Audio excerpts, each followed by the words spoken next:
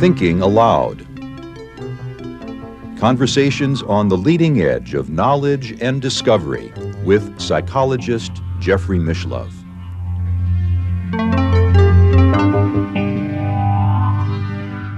Hello and welcome. I'm Jeffrey Mishlove. Today we're going to look at the uses and abuses of psychiatric medication. With me is neuropsychiatrist Dr. Vernon Neppe, who is the author of Reality Begins with Consciousness, a theoretical book about consciousness and science, co-authored with physicist Edward Close.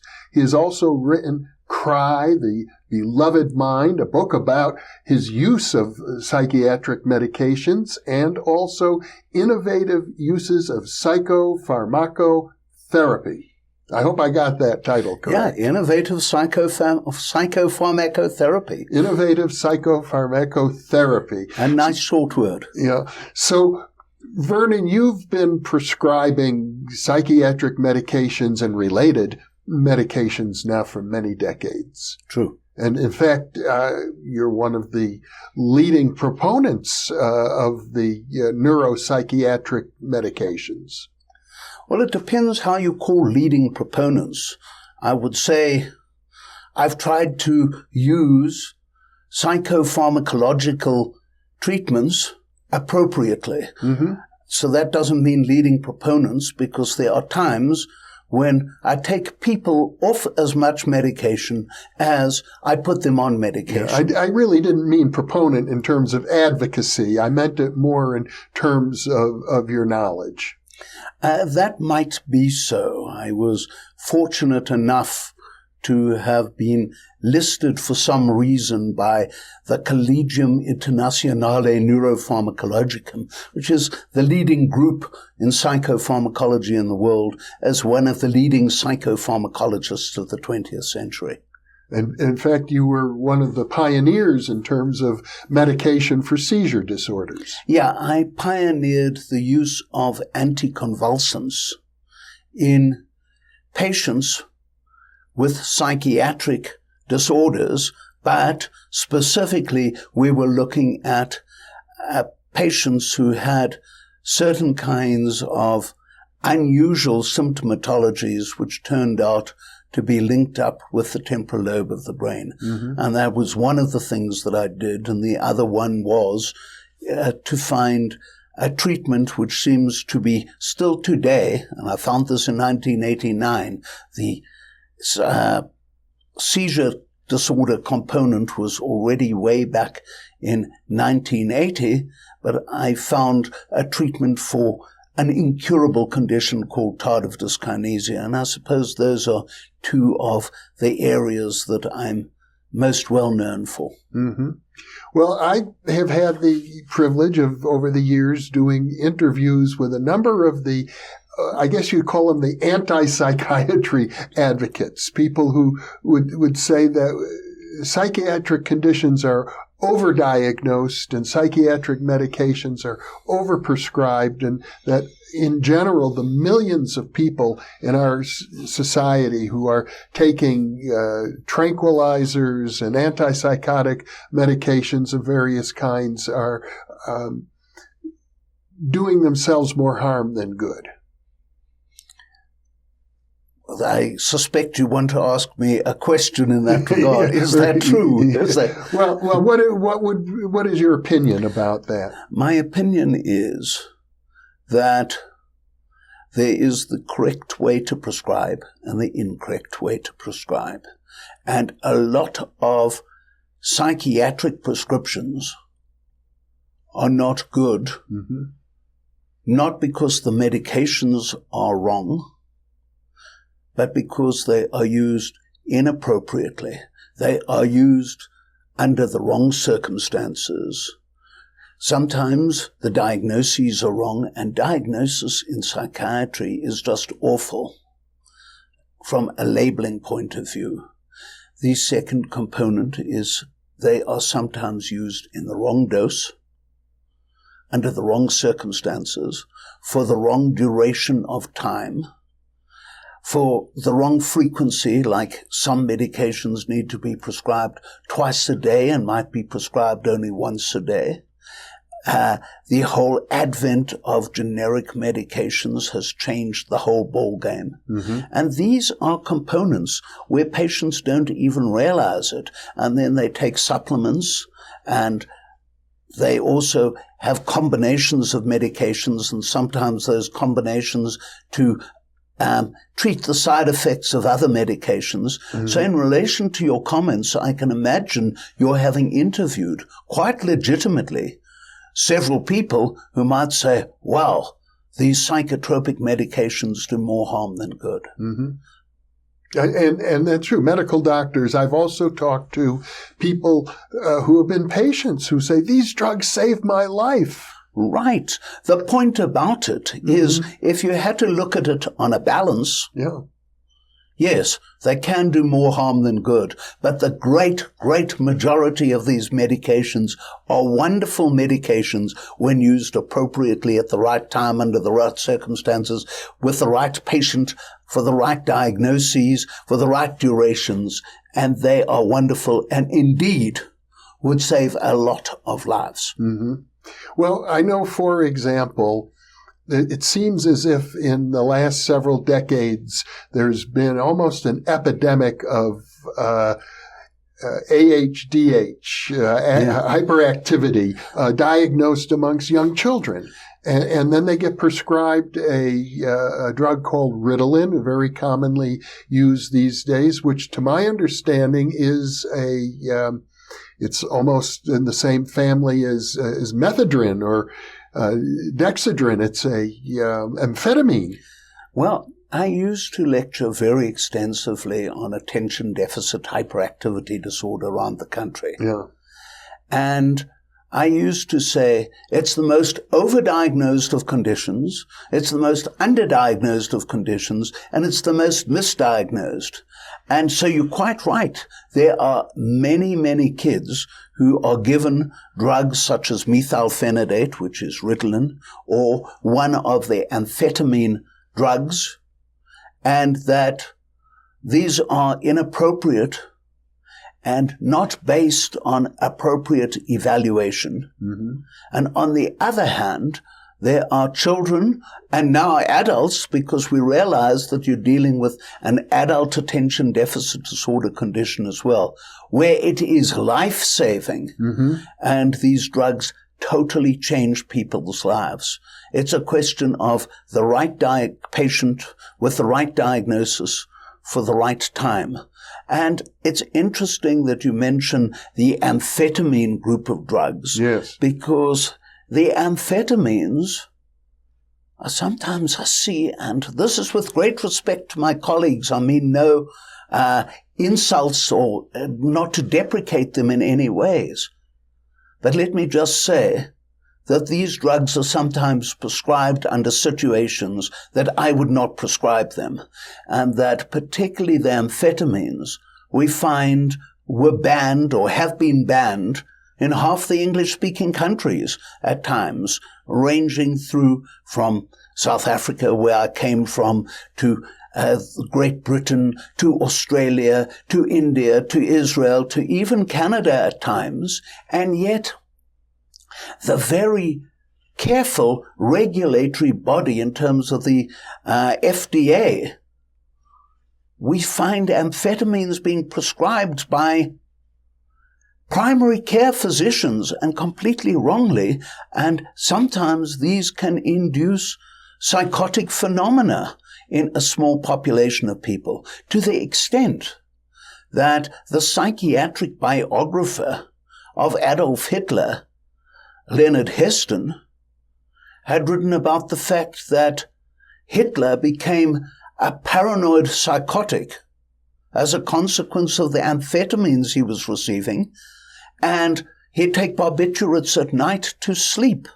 And there are stories that a lot of the German army were on these drugs, and one wonders about how these would change their conditions. Mm-hmm. And so it's really I understand, I sympathize with people who are busy saying, but these drugs are very harmful. Yes, the first rule in medicine is first not to poison, primum non nocere. However, there's a lot of poisoning that goes on, but far, far more a valuable treatment. Mm-hmm. Well, let's talk about your approach to drug prescription. I know in your book, Cry the Beloved Mind, you talk about how you have to so very carefully balance the dosage. Yeah, and this began, in fact, with my book, Innovative Psychopharmacotherapy, where I created certain rules. For example, you give a person an antipsychotic drug, but they are not biologically psychotic. They're going to get side effects. And those side effects might be short-term or long-term side effects. I'm not saying if people receive antipsychotics and get side effects, it is necessarily they're getting the wrong prescription. But you've got to open your eyes and you've got to realize that if people cannot, so to say, tolerate average doses of antipsychotic, it's probably because biologically they are not psychotic. And of course, in Cry the Beloved Mind, I emphasize the fact that the first thing you've got to do is you've got to examine your patient and know what their condition is like and know the diagnosis. And it might not be a psychiatric diagnosis, it certainly might be a psychopharmacological one, looking at how they've responded and how members of family have responded and going from there. And it might be that you've got to investigate these people. I cannot tell you how many patients I see with depression who cannot get better because simply their thyroid has not been properly managed, or their vitamin B12, or even their vitamin D levels. And so this introduces a whole new ballgame of nutritional supplements that are appropriately used. Most doctors, to my knowledge, avoid any consideration of nutritional supplements. They've had virtually no training, and this is universal around the world. It's a rarity. And I sometimes say to my patients, I almost feel like a naturopath because I'm busy giving them a variety of different nutritional supplements if they need it, but only if they need it, and knowing the problems with it. One of the comments that I make in my book, Cry the Beloved Mind, A Voyage of Hope, is the patient, because this is written in a dialogic style. It's called fiction, science through fiction. They didn't know where to put it in the bookstores. Do you put it under fiction or non-fiction? But be that as it may, one dialogue is, but doctor, it cannot do any harm. These are natural natural supplements. And the doctor says snake poison or snake venom is also natural. And this is the whole point. So you've got to know that, yes, there is poisoning, but overall, if people are trained in psychopharmacology, they know what they're doing. But on the other hand, it doesn't mean to say that they should be ignoring that human-patient interaction, because the role of, let us call it placebo, because it's not really placebo, it's the role of the relationship with the patient is something that is uppermost and something that is so, so important.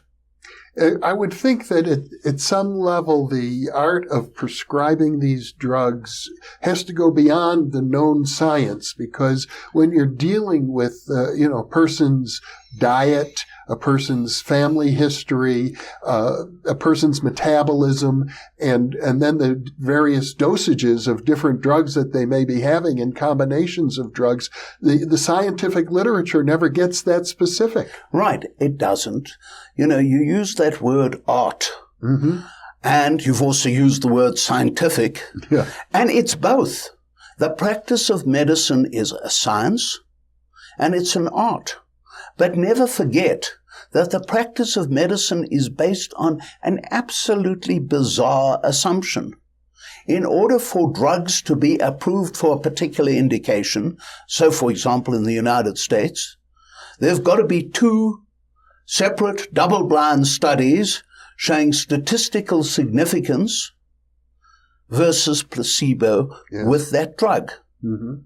Now, there's a problem. First of all, my first problem is a lot of medications are so well established that it is almost unethical to say, look, even though we know this drug works, we're going to give you, and you won't know it because it's double blind, I won't know either. You'll either be getting placebo, a sugar pill, so to say, or you'll be getting active drug. Yeah. And sometimes it's completely unethical. And I've seen a friend of mine, a medical colleague, whose son developed cancer. And there was a very, very good new drug out there for him. But the trouble was they were busy doing their double-blind studies. And his son had a 50% chance of getting placebo or active drug, which would help. Now, well, on the good side, though, the placebos also seem to have a positive effect. Yeah, they do very often. In fact, one of the strongest effects in all of medicine, I'm told. Yeah, this is true. But under certain circumstances, when somebody is known to potentially going to die for that cancer within a year or two, and there's a new drug that is out there that might cure that cancer, are you going to say, well, let's go into the double-blind study and hope? Well, this particular person was able to persuade one of his colleagues to prescribe this drug or make sure the person was in the right group. But the point that I'm making is something a little different here. Yeah. And we've alluded to this in a previous discussion. If I'm giving you an antibiotic, you want that antibiotic to work, particularly if I've done a throat swab, for example, and I know the bug that is involved.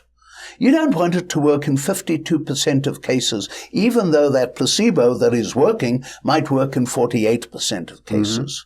And yet those double-blind studies are based on this. You want it to work in 98% of cases. Ideally. Ideally. And this is where the difference comes in, where we have the farce of what is falsifiable, and in medicine, you're doing these studies and trying to prove that it is better than placebo based on statistics versus what is feasible. And also, you want to take into account another balance. I said the right dose in the right time, under the right circumstances, in the right frequency, and the whole game of generics is a whole new ball game. But you also want to have not only what is feasible, you don't want to have loads of side effects. Yeah. And I've seen patients getting side effects this long on particular medications. And there's also the issue of withdrawal symptoms. Yeah, and that's terribly important. And you see it all over the place. You know, there are fashions in medicine and in society and maybe in politics as well. And I cannot say that I'm very fond of marijuana. Now, marijuana, in certain circumstances, under certain controls, using the right dose, the right chemical at the right time for the right symptoms, might have certain potential benefits. But on the other hand, I've seen patients develop amotivation syndromes, and this is common. And say that again? Amotivation. Amotivation. They lack motivation and they lack drive. And there is a certain subpopulation of people who develop frank psychotic conditions. People sometimes say, oh, well, maybe it will mobilize schizophrenia. But, you know, strangely enough, it's a different condition. And I know this because this is from my original work with anticonvulsants in psychiatry. Some of these people were resistant. I even would see them in a mental hospital setting. They would be labeled psychotic, maybe sometimes schizophrenic or something, but they're not schizophrenic, and they were receiving the wrong drugs, the antipsychotics, in the wrong dosage, under the wrong circumstances because of the wrong diagnoses, and they were drug-induced, mobilized conditions, and they needed particular drugs like anticonvulsants. The one I researched at the time was one called carbamazepine or Tegretol. So I'm one day giving a lecture to a group, and the chairman stands up and says, "We all know Dr. Neppe well. He's a man of great integritol." And he sat down. But the point about it is you've got to know what you're doing. Yeah. And psychopharmacology is a science. And don't think it's just a science in the United States. I had the good fortune to lead the first international delegation in neuropsychiatry and psychopharmacology. And this was to China. Mm-hmm. And I was amazed at two things. The one thing I was amazed at was they were going through the same prescription dilemmas as we discovered in the United States. But strangely enough, they were more open to other forms of medicine.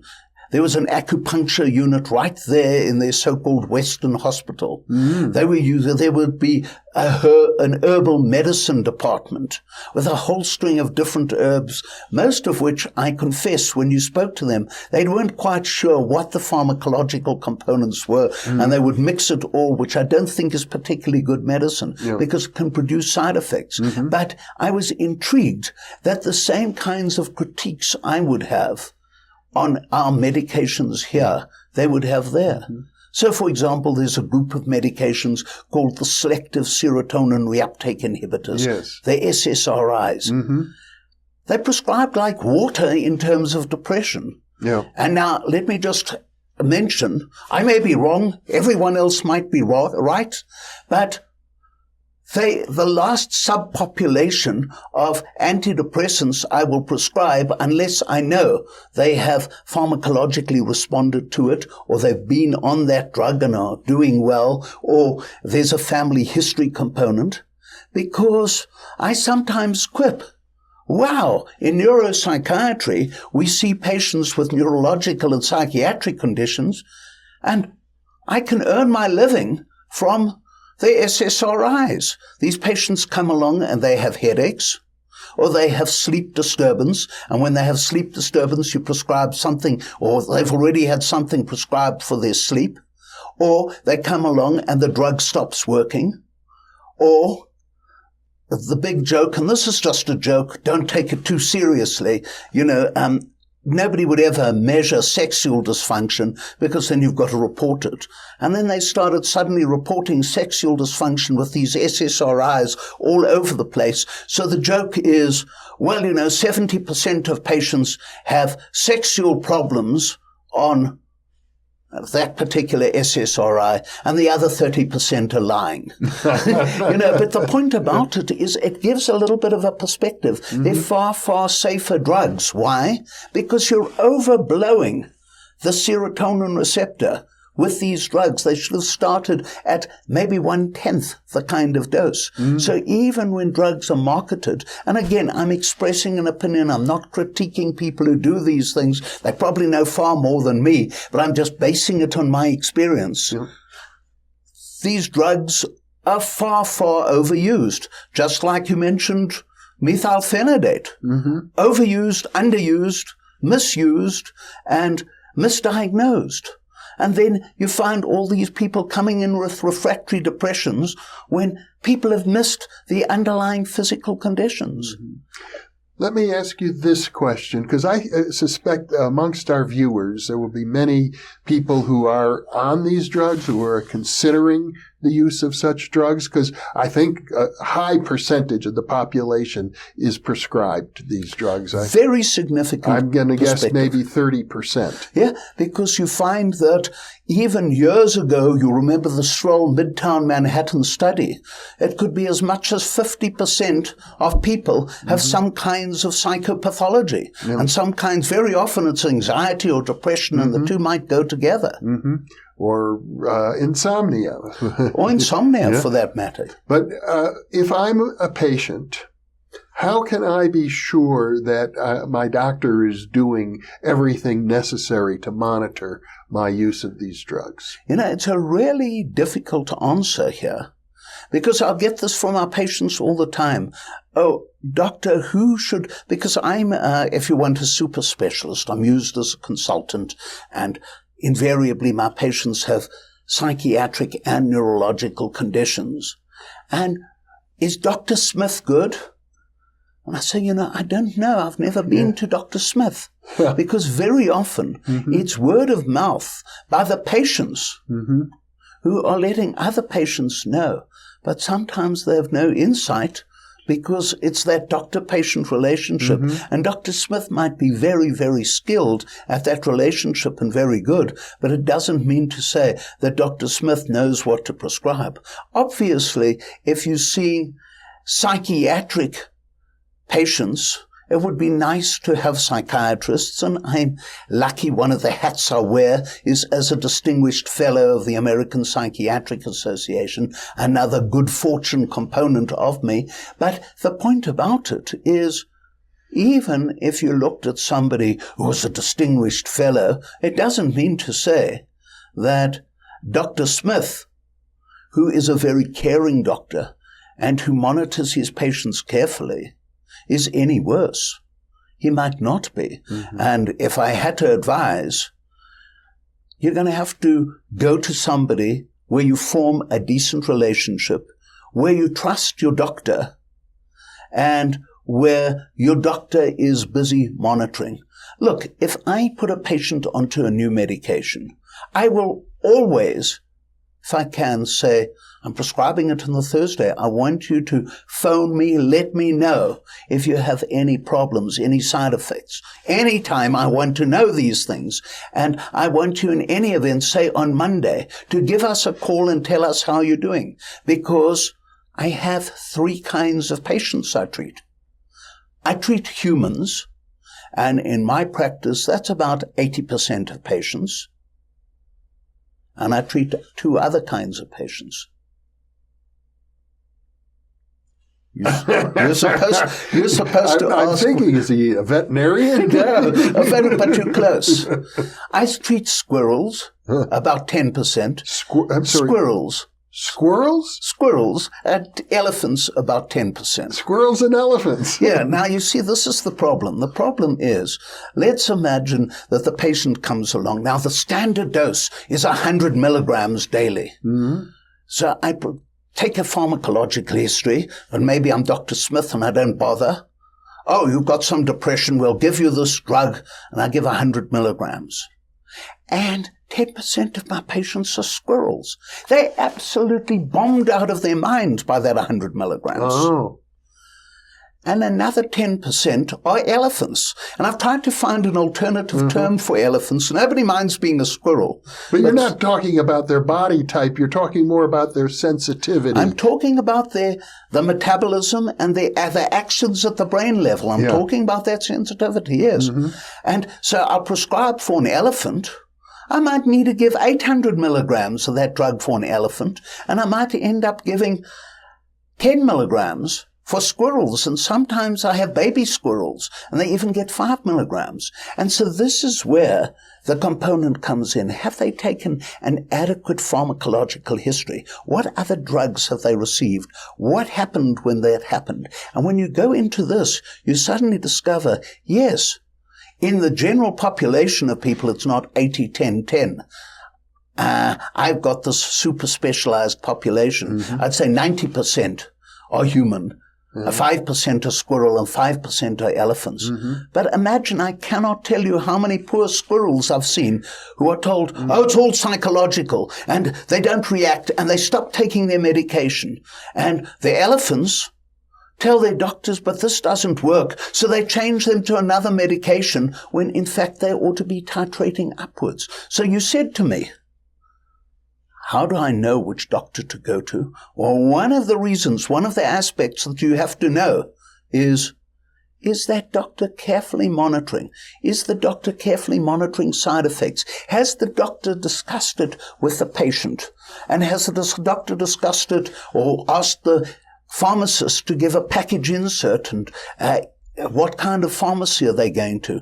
Those are little components. In other words, if I were to summarize, you want a doctor who is going to take a very detailed history and who is going to monitor you carefully to check on side effects. And who's going to say, are there any other extraneous problems, vitamin B12 deficiency, hypothyroidism, diabetes, that you've got to treat. You've got to treat the whole patient.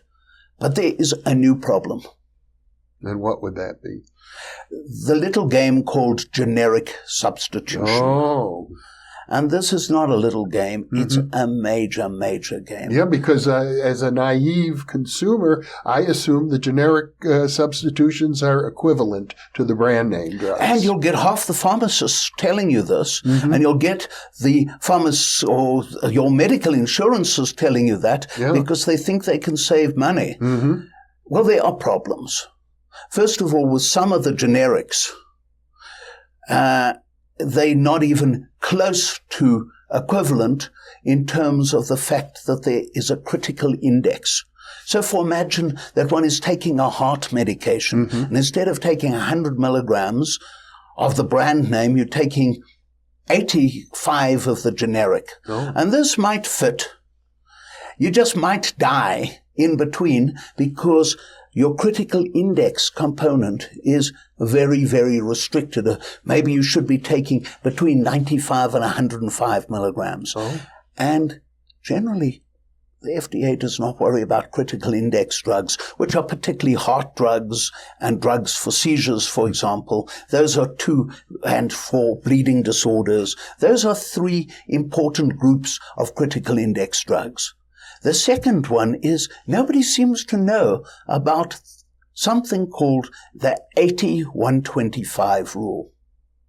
No, I've never heard of that rule. I've heard of the 80-20 rule. But. Well, you see, 80-125 means that your generic drug will be approved as equivalent if roughly about 90%, and we're talking general statistics, people come along and draw graphs and say, wait a minute, you're talking area under the curve. But if that 100 milligrams, when the generic is approved, it's just got to be compared with a branded drug. And if in, say, 90% of cases, it only is 80 milligrams, it's okay. Or 125 milligrams, it's okay. You might say, why are these figures? 80 is 4 over 5 in terms of 0.8. 125 is 5 over 4. I see. But the difference between them is over 50%. The difference is enormous. So you might even be on a consistent generic. But now the one problem is this pharmacy has now found a generic company that they'll get paid, that they can pay less on. Or the insurance company might mandate a particular one because they might be having to pay that. And suddenly you move from taking 80 milligrams to 125 milligrams. Same drug. And then, of course, the generics might be regarded as equivalent once they've got absorbed and once they're distributed. But the problem is they get absorbed at a different stage. So suddenly you're taking your antibiotic, you're taking your tetracycline, and you get as sick as anything, and you're nauseated, and you have side effects because it got itself absorbed too quickly or too wrongly. But if you're on an insurance plan that insists that you take the generic drug, you have no choice. And this has become the problem. Before, one would sometimes at least find insurance plans where you had a $10 copay for your generic and you paid $25 for your brand name, and people could make choices. And now a lot of these insurance companies, and with due respect, and I'm not criticizing them in a way I am, but if they do this, this deserves, in my humble opinion, a certain criticism. When the patient says, look, I had side effects, can't I get the brand name? They say, of course. And you come along and you think you're going to pay $25, and they say, that'll be $700 for the month. And you say, what do you mean $700? Well, we If you look at the small print in your insurance contract, we can cover our costs, and that's what it's costing us, or whatever. It's become, unfortunately, iniquitous, and it's something that we cannot do something about. And, people think, well, they're saving a lot of money, these insurance companies. I'm not sure if they are.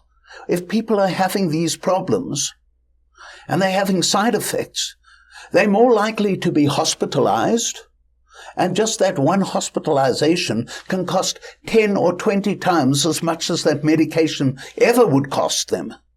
And so we have this whole new fashion in terms of generics, and it's strange, because I've had patients where literally the branded drug they would have had to pay $1,000 for. Now, they just happen to be traveling and working in India or in Italy, and for the same drug, they're paying €5 or whatever. Yeah. And you say, wait a minute, there is something wrong with the whole system. Well, yes, it sounds like this has to be addressed at the system level, perhaps through legislation. Yeah, it is a systematic problem, and I'm not sure how to solve it, because I have the same frustrations with my patients. I can spend hours and hours fighting with companies, trying to get my patients to get a decent generic, not even brand drug. And this is amazing. I see. Well, this is interesting. We've covered a range of issues, a range of drugs, a range of conditions, and we're dealing with it both from the point of view of the patient, the point of view of the doctor, and perhaps the point of view of what needs to be done through legislation. And maybe the pharmaceutical industry as well. Yeah. But I suppose I could just describe myself as a realistic cynic. And maybe I'm quite wrong. Maybe this is not so. But speak to a lot of other doctors and they will describe to you the same thing, and others wouldn't care. Well, I know you're very passionate about this topic, as you are with many of the topics that we've discussed. Dr. Vernon Neppe, thank you once again so much for sharing your knowledge with me. It's my pleasure, Jeff. And with our audience, thank you for being with us.